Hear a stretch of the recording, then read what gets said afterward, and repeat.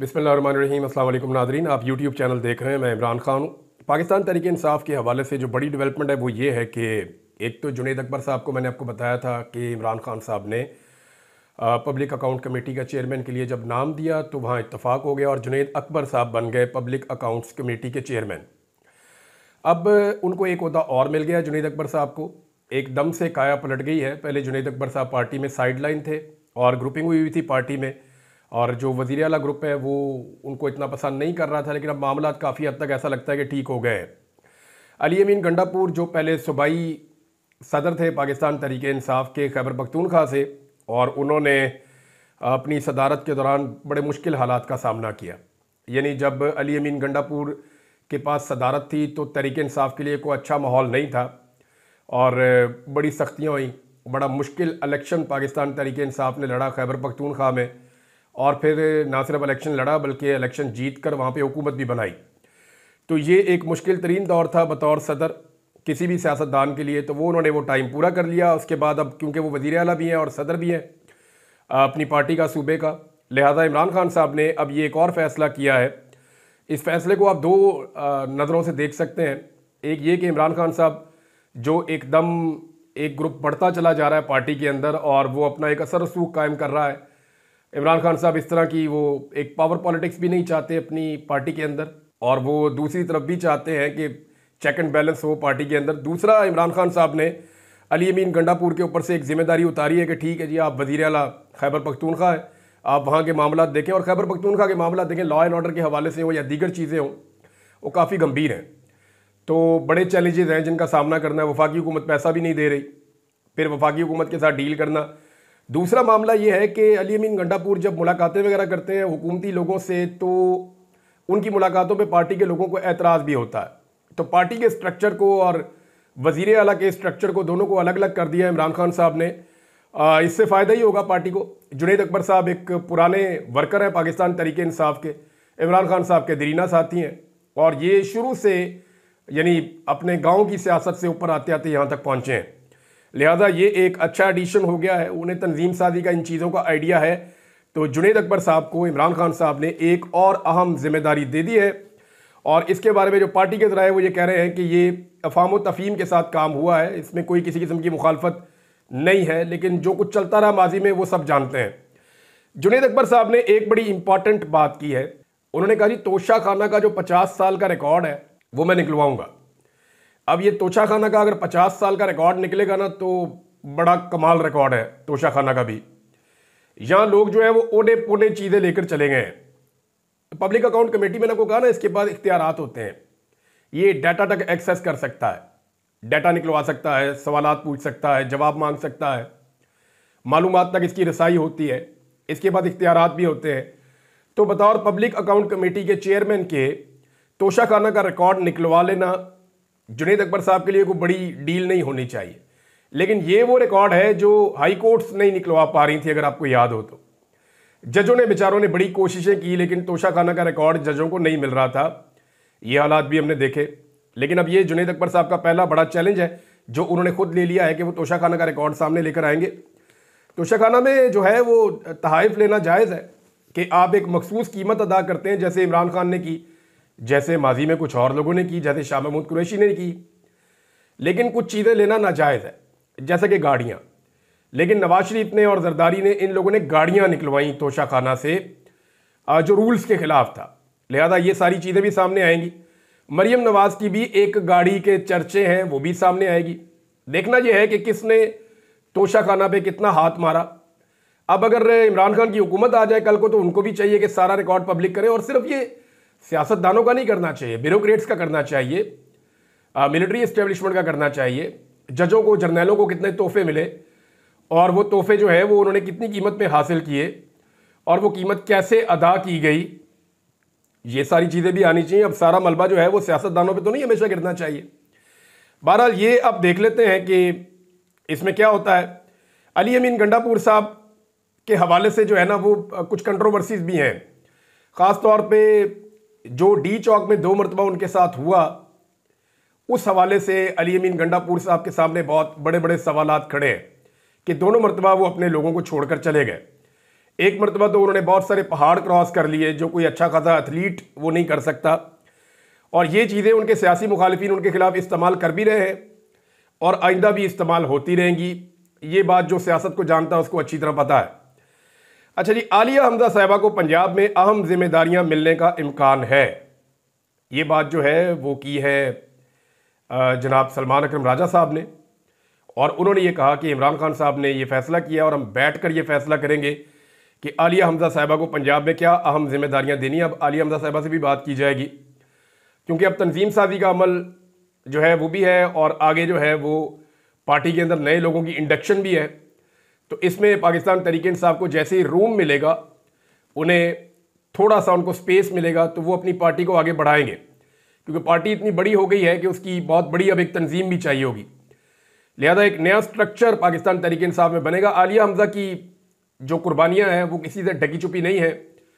बीमार होने के बावजूद उन्होंने बड़ी सख्त जेल काटी है और बड़ी तकालीफ बर्दाश्त की हैं। उनके बच्चों ने, उनकी फैमिली ने, खुद आलिया हमजा ने लगातार उनके ऊपर जितनी फस्तायत और जुल्म था पंजाब के अंदर, और ये शरीफ खानदान के ईमा के ऊपर था, क्योंकि उन्हें ख़तरा था कि उनकी एक मजबूत सीट जो है वो आलिया हमजा छीन लेंगी, और वहाँ पे अब मकबूलियत बिल्कुल नहीं है इनके पास। जब भी फ्री एंड फेयर इलेक्शन होगा, आलिया हमजा इनको नाकों चने चबवा के वो सीट इस वक्त तो जीतने की पूरी पोजीशन में है। तो ये आलिया हमजा साहिबा के हवाले से भी एक खबर है। और दूसरा, मुज़ाकरात की बैठक के लिए इमरान खान साहब ने एक शर्त आयद की है। यानी मुज़ाकरात तो ऑलमोस्ट ख़त्म हो गए हैं, अब वो कहते हैं कि जी नो कमीशन नो मुज़ाकरात, यानी हम कोई मुज़ाकरात आपसे नहीं करेंगे जब तक कि आप कमीशन नहीं बनाएंगे। यही बैरिस्टर गौहर ने कहा, यही सारी पार्टी ने कहा कि हुकूमत अनाउंस करे कि हुकूमत कमीशन बनाती है तो हम हुकूमत के साथ बैठ जाते हैं। अब इसमें हुकूमत ने भी मशरूत आमादगी जाहिर की है राणा सनाउल्लाह के मुंह से। राणा सनाउल्लाह वज़ीर आज़म के सियासी उमूर के मुशीर हैं, तो राणा सनाउल्लाह ने कहा कि जनाब ठीक है, हम कमीशन बनाते हैं, लेकिन उसके ऊपर कुछ TORs के मामलात हैं और कमीशन किन बंदों पे होगा, अब वो उन चीज़ों की तरफ जा रहे हैं। यानी हुकूमत एक ऐसा कमीशन बनाना चाहती है कि जो इतना कमज़ोर कमीशन हो, जैसे काजी फायद ईसा, यानी ऐसा कमीशन बनाना चाहती है कि अपने ही जज बैठा दें, अपना ही फैसला मुसल्लत कर दें, अपनी मर्जी के TOR ले आए और हुकूमत अपनी मर्जी से अपने आप को और अपने सहूलतकारों को क्लीन चिट दिलवा दे। तो उनकी कोशिश ये है, वो ये शर्त दे रहे हैं। जबकि पाकिस्तान तहरीक इंसाफ की शर्त यह है कि कमीशन बनाने का आप ऐलान करें, 28 जनवरी को आके हम बैठ जाएंगे, लेकिन आप पहले ऐलान करें कि आप कमीशन बना रहे हैं, फिर आकर बैठेंगे, वरना नहीं बैठेंगे। फिर एक और शर्त अभी सामने आई है, और ये सलमान अकरम राजा साहब ने ये कहा कि इमरान खान की हदायत के मुताबिक हम 28 जनवरी के मुज़ाकराती दौर में इस वक्त तक नहीं बैठेंगे जब तक मुज़ाकराती कमेटी और इमरान खान की मुलाकात ना हो जाए। अब मुज़ाकराती कमेटी को भी इमरान खान से मिलवाना पड़ेगा। 2 दिन बाकी हैं, यानी 26 और 27, कल और परसों के 2 दिन हैं, एक दिन इतवार का, एक दिन पीर का है। मंगल वाले दिन कमेटी को बुलाया हुआ है बैठने के लिए। अब सलमान अकरम राजा साहब कह रहे हैं कि जनाब इमरान खान से तफसीली बातचीत हुई है, इमरान खान इस चीज़ से बाखबर है कि गोली चली, फस्तायत का माहौल है, हमारे मुतालबात का मजाक उड़ाया गया, हम पाकिस्तान के लोगों को बताएंगे कि इस दिन क्या हुआ। वो कहते हैं गोली नहीं चली, हमारे शोहदा हैं और ज़ख्मी भी हैं। अच्छा, अब एक चीज़ मैं आपको बता दूं, पाकिस्तान तहरीक इंसाफ की, मैं इमरान खान की बात नहीं कर रहा, वो तो जेल में है, लेकिन पाकिस्तान तहरीक इंसाफ के बाहर जो फैसला साज है और जो पाकिस्तान तहरीक इंसाफ की जो क़यादत बाहर मौजूद है, मैं बड़ा क्लियरली और ओपनली ये बात कर सकता हूँ कि सानिया डी चौक में जो कुछ भी हुआ उसके ऊपर उनका मौक़िफ़ कंप्रोमाइज्ड है। यानी अभी तक जो उनकी एफर्ट है वो बड़ी कमज़ोर नज़र आती है। अगर इनके अपने घर से कोई बंदा मर गया होता तो ये क्या इतने ही सुकून से बैठे होते जितना कारकुनों की शहादत के ऊपर ये सुकून से बैठे हुए हैं। यानी उनका बेचारों का केस लगता है अदालत के अंदर, इनके MNAs, MPAs, मिनिस्टर्स, सेनेटर्स, ये वो केस सुनने के लिए भी नहीं जाते, उसकी समात के ऊपर भी नहीं जाते। होना तो ये चाहिए कि वजीर आला खुद पहुंचे, जो आदमी लेकर आया था सारे लोगों को, जिसके लाने की वजह से वहां पे लोग मारे गए, उसको खुद अदालत में आकर खड़े होना चाहिए कि मैं आया था इन लोगों को लेकर, रियासत ने उन्हें गोलियां मारी हैं, मुझे इंसाफ दो। वजीर आला को खड़ा होना चाहिए, उसकी कैबिनेट को खड़े होना चाहिए, सारे के सारे MNAs को और सेनेटर्स को खड़े होना चाहिए, लेकिन ये अपने लोगों के साथ खड़े नहीं होते। अभी तक कोई 1 इंच भी ये हासिल नहीं कर सके, ना CCTV फुटेज, ना अस्पतालों का रिकॉर्ड, ना कोई FIR, ना लापता अफराद के हवाले से कोई डाटा, ना उनके घर वालों के इंटरव्यूज, ना हाई कोर्ट्स के अंदर पटिशंस, कोई चीज़ ये लोग नहीं कर सके। तो ऐसा लगता है कि इमरान खान की गैर मौजूदगी में खसूसन इस मामले के ऊपर ये काफ़ी हद तक कंप्रोमाइज है। नादरीन, बिलावल ने एक दावा किया, पहले वो दावा आपके सामने रखते हैं, फिर आपको बताते हैं कि बिलावल का दावा कितना सच्चा और कितना झूठा है। बिलावल ने कहा कि अमेरिकी सदर ट्रंप की दावत पर नाश्ते में शिरकत करूंगा। ये जनाब बिलावल का स्टेटमेंट जो है वो ये कोट हुआ कि अमेरिकी सदर ट्रंप की दावत पर नाश्ते में शिरकत करूंगा। अब जरा आपके सामने पूरा पोल खोलते हैं, इनको झूठ बोलने की आदत है, लिहाजा हम आपको सच बताते हैं, ये फिर फेक न्यूज़ है। अब बिलावल के ऊपर पर्चा होएगा, बिलावल को गिरफ्तार किया जाएगा, पीका ऑर्डिनेंस लगेगा बिलावल के ऊपर, झूठा प्रोपेगेंडा किया, फेक न्यूज़ फैलाई। असल खबर यह है कि अमेरिका में फरवरी की हर पहली जुमेरात को, यानी अमेरिका में जब भी फरवरी का महीना आता है तो उसकी जो पहली जुमेरात होती है वहां पे एक नेशनल प्रेयर ब्रेकफास्ट होता है। नेशनल प्रेयर ब्रेकफास्ट यानी एक सुबह नाश्ता किया जाता है जिसमें लगभग कोई 3,500-4 हज़ार बंदा शामिल हो जाता है। दुनिया के 100 मुल्कों से मुख्तलिफ मेहमान भी आते हैं जो इसके अंदर शामिल होते हैं। मुख्तलिफ ममालिक की अम्बेसियाँ जो हैं उनको पासेस जारी कर दिए जाते हैं और वो अपने मुल्कों से लोगों को बुलवा लेते हैं जो आकर इस नाश्ते में शामिल होते हैं। इसमें कारोबारी लोग भी आते हैं, सियासतदान भी आते हैं और मुख्तलिफ ममालिक के वजीर शदीर ऐसे लोग भी आते हैं। 2023 तक ये जो नाश्ता होता था ना, इसको सदर तो इसका होस्ट ही नहीं है, सदर तो ये नाश्ता करवाता ही नहीं है, वो तो दावत कैसे दे सकता है? सदर ट्रंप ये नाश्ता नहीं करवाता। अमेरिका का हर सदर इस नाश्ते के अंदर बतौर मेहमान जाता है और एक खिताब करके निकल जाता है। जो जुमेरात का दिन होता है, पहली जुमेरात का जो दिन होता है फरवरी का, उसमें अमरीकी सदर जाता है, चाहे वो कोई भी हो, वो नाश्ते के शुरुआत से खिताब करता है। और ये एक नाश्ता नहीं होता, बहुत सारे नाश्ते और भी होते रहते हैं दीगर रियासतों के अंदर। तो अमरीकी सदर जो है वो उसके अंदर खिताब करता है। 2 लोग खिताब करते हैं, एक अमरीकी सदर खिताब करता है हर साल, और एक जो खिताब करने वाला बंदा होता है उसका नाम सरप्राइज रखा जाता है। अब बिलावल के स्टेटमेंट से तो लगता है कि शायद डोनाल्ड ट्रंप के बाद जो दूसरा बंदा सरप्राइज रखा गया है कि अमरीकी सदर के साथ उस नाश्ते में खिताब करेगा ब्रेकफास्ट में, वो शायद बिलावल ही होगा, ऐसा लगता है बिलावल जरदारी के स्टेटमेंट से। लेकिन हकीकत यह है कि 2023 तक ये नाश्ता जो है इसको होस्ट करने वाली जो तंजीम थी उसका नाम था क्रिश्चियन ऑर्गेनाइजेशन फेलोशिप फाउंडेशन। पहले ये इसको होस्ट करती रही है 2023 तक। ये मामला शुरू हुआ था 1953 में और ये अब तक वहां पे नाश्ता करवाया जा रहा है।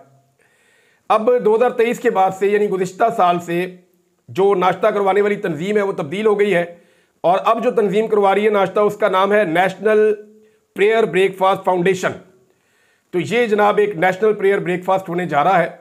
इसके अंदर बिलावल साहब को अम्बेसी ने, यानी ऐवान सदर में उनके वालिद हैं, तो उनके लिए मुश्किल नहीं होना चाहिए कि ये पास उनको मिल गया। बहुत सारे और पाकिस्तानी भी वहाँ पे पहुँच जाएंगे। बहरहाल ये एक बहुत बड़ा इवेंट होता है, इसके अंदर सदर एक खिताब करता है और एक दूसरा बंदा खिताब करता है और मामला ख़त्म। अब इसके ऊपर भी बिलावल ने झूठ बोल दिया कि जनाब मुझे सदर डोनाल्ड ट्रंप ने दावत दी है, ख़ास तौर पे कि बिलावल तू ज़रूर आना ही, कोई और आवे ना आवे, अगर बिलावल ना पहुंचा ना तो मैंने तकरीर नहीं करनी, बल्कि मैंने नाश्ता भी नहीं करना अगर बिलावल ना आया तो। यानी इस तरह ये लोगों को बेवकूफ़ बनाते हैं। इन्हें लगता है पाकिस्तानी जो है वो आज भी रोटी को चोची कहते हैं, कोई भी चीज़ गूगल करो वो सारा रिकॉर्ड खुल जाता है। इसीलिए ये सोशल मीडिया से नफरत करते हैं कि सोशल मीडिया इनके सारे पोल खोल देता है। अब पंजाब के निसाब के अंदर मरियम नवाज ने अपना और अपनी वालदा का नाम शामिल करवा दिया है कि जनाब बड़ी बाहिम्मत खवातीन है और बड़ी इनकी कुर्बानियाँ हैं। भाई इनसे 10 गुना ज़्यादा अगर किसी का हक बनता है ना कि उनका पंजाब के निसाब में नाम शामिल किया जाए, तो यास्मीन राशिद साहिबा का नाम शामिल किया जाए, आलिया हमजा साहिबा का नाम शामिल किया जाए, जिन्होंने मरियम नवाज से 10 गुना से भी ज़्यादा सख्त जेलें देखी हैं, जिन्होंने सख्त तरीन हालात बर्दाश्त किए हैं। इनकी तो VVIP किस्म की जेल थी। जेल के अंदर इनके पास मोबाइल फ़ोन था, वो भी एंड्रॉयड वाला आईफोन, उसके ऊपर ये राब्ते करते थे सबके साथ, हर चीज़ इनके कंट्रोल में थी। मैंने वो वीडियो देखी जहाँ पे मरियम नवाज से मोबाइल फ़ोन वापस रिकवर किया गया है और वो पुलिस वालियाँ थी जो गुड़िया बाजी कहती थी, वो जाके उन्होंने मोबाइल फ़ोन दिए थे इनको। लाए ना वो वीडियो कॉम के सामने रखें, लग पता जाएगा ये वहाँ पे कैसे धमकियाँ लगा रही थी वहाँ पे नैब में आने वाली खवातीन एहलकारों को। तो यास्मीन राशिद का नाम होना चाहिए अगर होना चाहिए तो, आलिया हमजा का नाम होना चाहिए अगर होना चाहिए तो, अपना नाम शामिल करवा दिया। भाई इनका बस चले तो इस तरह तो ये फिरदौस आशिक अवान साहबा का नाम भी शामिल करवा दें, रिहाम खान का नाम भी शामिल करवा दें कौमी निसाब में, कोई रह ना जाए उसका नाम भी डाल दें। वो क्या नाम है, अयान अली, उसकी भी बड़ी खिदमत है पाकिस्तान के लिए, उसका नाम भी डाल दें। फिर जो बाकी टिकटॉकर्स बच गई है उनका नाम भी डाल दें फिर इसके अंदर।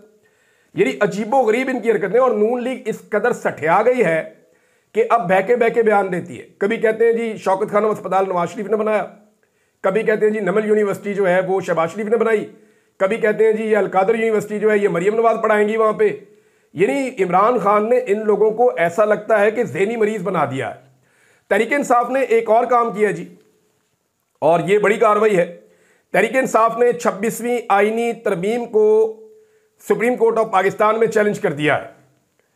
यानी 26वीं आईनी तरमीम में जो तहरीक इंसाफ की दरखास्त है ये बड़ी मजेदार है।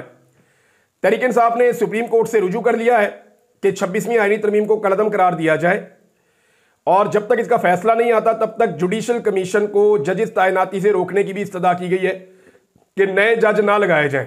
एक तो तहरीक इंसाफ काफ़ी लेट आई है, उन्हें पहले ये डालनी चाहिए थी दरखास्त। अब तो बहुत सारे जज तैनात भी हो गए, इस्लामाबाद हाई कोर्ट में भी आ गए, सिंध हाई कोर्ट में भी आ गए। दरखास्त में कहा गया कि 26वीं आईनी तरमीम कलअदम करार दी जाए, 26वीं आईनी तरमीम के होने वाले तमाम इकदाम कलअदम करार दिए जाएं। अब मामला यह है कि जो सबसे बड़ा कदम उठाया गया 26वीं आईनी तरमीम के नतीजे में, वो कदम तो आईनी बेंच की तश्कील है। और आईनी बेंच ही अगर कलअदम होने का, अपने ही कलअदम होने का खुद केस सुनेगा तो फिर हो गया इंसाफ। यानी जिस बेंच के खिलाफ ये केस बन रहे हैं कि ये मुतनादे बेंच है, ये 26वीं मुतनादे आईनी तरमीम के नतीजे में बना है, लिहाजा तरमीम फारग की जाए, बेंच भी फारग किया जाए, वही बेंच फैसला करेगा कि हमने फारग होना या नहीं होना। और भाई कोई बंदा अपनी भी नौकरी फारिग करता है, इसको तो कन्फ्लिक्ट ऑफ इंटरेस्ट कहते हैं। ये जजेस या ये बेंच तो इस केस को सुन ही नहीं सकता। ये मामला तो फुल कोर्ट में जाना चाहिए, और फुल कोर्ट में भी ये वाले जज नहीं बैठने चाहिए, ये जो आईनी बेंच का हिस्सा है। इनके अलावा जो दीगर जजेस हैं उनको बिठाया जाना चाहिए। अब जस्टिस मंसूर अली शाह साहब ने भी एक एतराज किया है, और उनका जनाब बड़ा जायज एतराज है। मंसूर अली शाह साहब ने एक तौहीन अदालत का केस लगाया हुआ था, और एडिशनल रजिस्ट्रार ने अपील कर दी इसके खिलाफ, तो उस पर एक बेंच बनाया गया है। उस बेंच पे मंसूर अली शाह साहब ने भी एतराज कर दिया है। यानी एतराज उन्होंने क्यों किया है इसको जरा आप समझें। जो आईनी कमेटी है ना, आईनी बेंच की भी एक कमेटी बनी हुई है, उस कमेटी ने मंसूर अली शाह साहब का मुकदमा कहीं और मुंतकिल करवा दिया था, और एडिशनल रजिस्ट्रार ने यह काम किया था। एडिशनल रजिस्ट्रार नरगे में आ गए। अब मामला यह है कि वो जब अपील में गए तो उसी कमेटी के 2 जज उस बेंच के अंदर शामिल कर दिए गए। अब मंसूर अली शाह साहब ये कहते हैं कि क्योंकि उस कमेटी ने जिन्होंने फैसला किया, जिन 2 जजों ने फैसला किया, जिनके फैसले के खिलाफ यह सारा मामला खड़ा हुआ, वो अपने फैसले के खिलाफ कैसे केस सुन सकते हैं। यानी अपील की जाती है, अगर किसी जज ने गलत फैसला दिया तो उसके खिलाफ जब अपील में जाते हैं तो फिर वो जज तो नहीं सुन सकता ना। अब वही जजेस बैठ के उस कंट्रोवर्शियल मामले को सुनेंगे जो उन्होंने खुद पैदा किया। इनमें एक जज है जस्टिस जमाल खान मंदुखेल और जस्टिस मोहम्मद अली मजहर। इस पे जनाब बजा तौर पे एतराज उठाया है मंसूर अली शाह साहब ने कि आईनी जजेस कमेटी ने ही जस्टिस शाह साहब के बेंच से मुंतकिल होने वाला केस अपने आईनी बेंच के सामने मुकर्रर किया था, जिस पर तौहीन अदालत का केस शुरू हुआ। तो वही 2 जजेस अब बेंच में बैठकर अपने ही फैसले को कैसे गलत करार दे सकते हैं, बड़ा सवाल है जी, और इंपॉर्टेंट क्वेश्चन है। नाज़रीन, मोहसिन नकवी की एक गलती जो है वो पाकिस्तान के गले पड़ गई है। पाकिस्तान का जो महकमा खारजा है वो सफाइयाँ पेश कर रहा है कि जी गलती से चले गए थे मोहसिन नकवी साहब new federal state of China की तकरीब में। अब वहाँ पे पाकिस्तान की पूरी एम्बेसी काम करती है, एम्बेसी के अफसरान काम करते हैं, पूरा अमला काम करता है। ये मुमकिन नहीं है कि उनको पहले से ना पता हो कि ये किस तकरीब में जा रहे हैं, ये पहले से पता होता है और पूरा एक प्रोटोकॉल होता है। मोहसिन नकवी जैसे इंपॉर्टेंट आदमी को वहाँ पहुँचाना new federal state of China जैसी तंजीम के प्रोग्राम में, जो बहुत ज़्यादा एंटी चाइना है, ये चाइना के लिए बड़ी तशवीश की बात है। अब ये सफाइयाँ दे रहे हैं, वहाँ पे एक दोस्त बनाने के चक्कर में जो पहले से दोस्त था उसको भी इन्होंने नाराज़ कर लिया है। तो ये इस वक्त इनकी ये पॉलिसी चल रही है। आप अंदाज़ा करें कि पाकिस्तान का जो वज़ीर ख़ारजा है वो इस वक्त मुल्क के इक्तसादी और माशी उमूर देख रहा है। पाकिस्तान का जो वज़ीर दाखिला है वो इस वक्त सफारती मिशन के ऊपर है। पाकिस्तान का जो वज़ीर आज़म है वो इस वक्त अर्दली बना हुआ है। पाकिस्तान के सबसे बड़े सूबे की जो वज़ीर आला है वो इस वक्त टिकटॉक का एक मुकाबला खेल रही है, स्लोमोज बना रही है, और मुल्क का अल्लाह ही हाफिज है। यानी बाकी जिन पे तकिया है वो कहते हैं जी हमारा सियासत से कोई ताल्लुक नहीं है। तो इस मुल्क के क्या हालात होंगे, आप सिर्फ इन 4 चीजों से ही अंदाजा लगा सकते हैं कि सबसे बड़े सूबे की वजीर आला क्या ड्रामे कर रही है, मुल्क का वजीर आजम क्या कर रहा है, मुल्क का वजीर दिफा जो है उसको दिफा के बारे में कुछ नहीं पता, वजीर खारजा जो है वो जनाब इक्तसादी मामलात में है, और वजीर खजाना जो है वो पता नहीं किधर गायब है, वजीर दाखिला जो है मुल्क के हालात खराब है और वो सफारती मिशन पे निकला हुआ है। अजीब मतंजन बना के रख दिया इस मुल्क का, पाकिस्तान के जो करता धरता है उन्होंने, और कहां पहुंचा दिया हमें। यानी एक शख्स की मुखालफत, एक आदमी की मुखालफत ने पूरे मुल्क का नक्शा बिगाड़ के रख दिया। हर चीज इन्होंने बर्बाद कर दी कि किसी तरह इमरान खान को नुकसान दे, लेकिन वो हदीस नबवी भी है, और अल्लाह रब्बुल इज्जत अगर किसी को नुकसान ना पहुंचाना चाहे ना, तो वो कोई भी नहीं पहुंचा सकता उसको नुकसान, सारी दुनिया मिलकर नहीं पहुंचा सकती। और अगर अल्लाह किसी को फायदा ना देना चाहे ना, तो सारी दुनिया भी साथ खड़ी हो जाए तो उसका फायदा नहीं हो सकता। लिहाजा इमरान खान को गिराने के चक्कर में ये सारे इस कदर गिरे कि कौम की नजरों से गिर गए। बाकी चीजें नाज़रीन अगले वीलॉग में शेयर करता हूं। अब तक के लिए इतने, अपना ख्याल रखिएगा, अपने चैनल का भी। अल्लाह हाफ़िज़।